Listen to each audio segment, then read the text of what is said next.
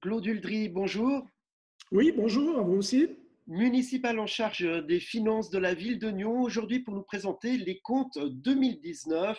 Alors, au budget, on s'attendait à un déficit de 8,6 millions. Finalement, ces comptes se soldent sur un excédent de plus de 200 000 francs. Expliquez-nous pourquoi. Alors effectivement, c'est la nouvelle réjouissante. On a un léger bénéfice de 220 000 francs sur à peu près 200 millions. On peut dire que c'est un léger bénéfice.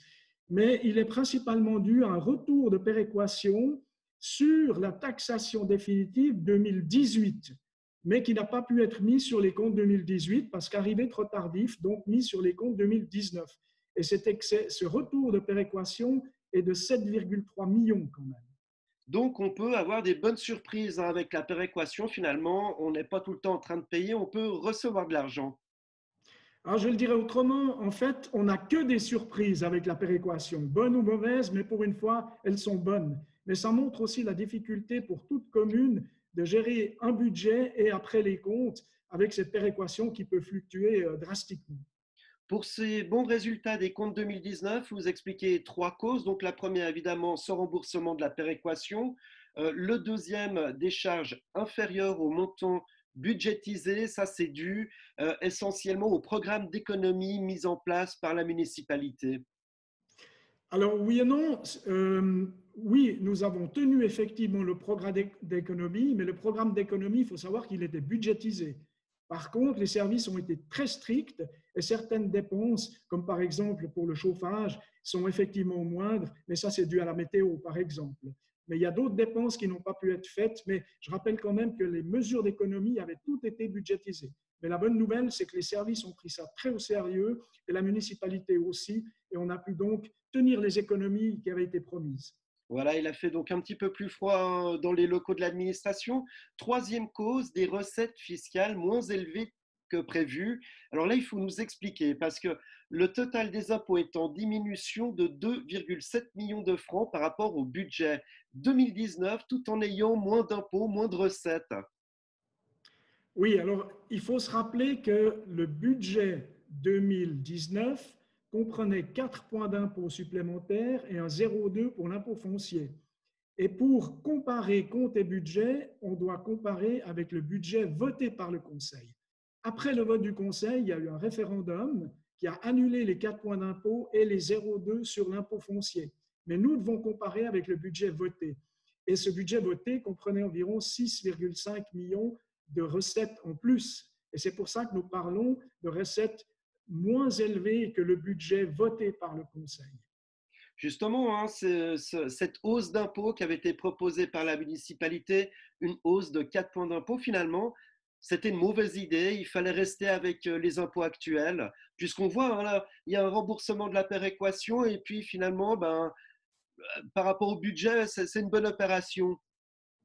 Oui, bien sûr, effectivement, on peut se douter que certains partis vont dire, ben voyez, il n'y avait pas besoin de ces 4 points d'impôt et du 0,2 sur l'impôt foncier. Mais je rappelle quand même que les 7,3 millions de péréquation retour le sont pour 2018, en pratique, en théorie, et ensuite qu'ils sont totalement extraordinaires.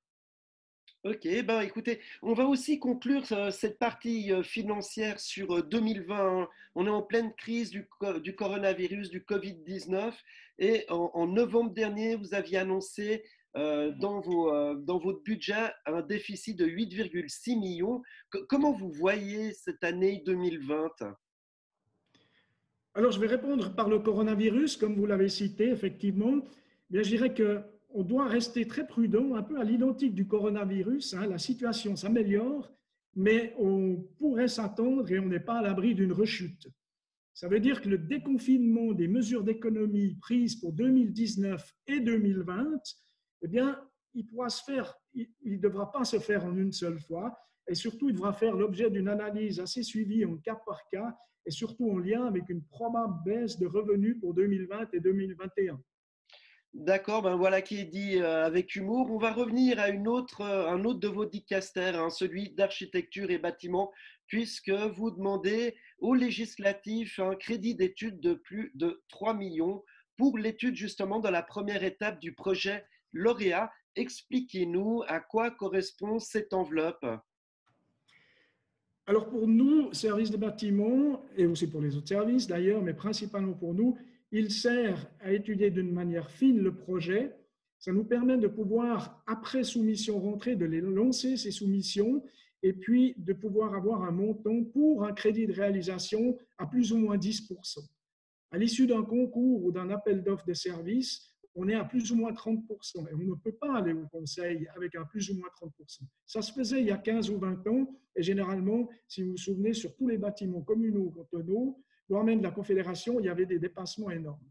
Aujourd'hui, le crédit qu'on demande sert à faire des soumissions et il sert aussi à mettre à l'enquête pour savoir si nous avons des oppositions, si ces oppositions éventuellement peuvent demander un changement de projet.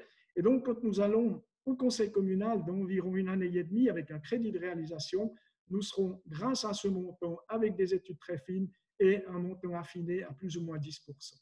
Voilà à quoi ça sert le crédit d'études. Et affiner aussi les demandes des utilisateurs, bien entendu, à retester le cahier des charges pour être sûr qu'on a bien pris toutes les demandes des utilisateurs.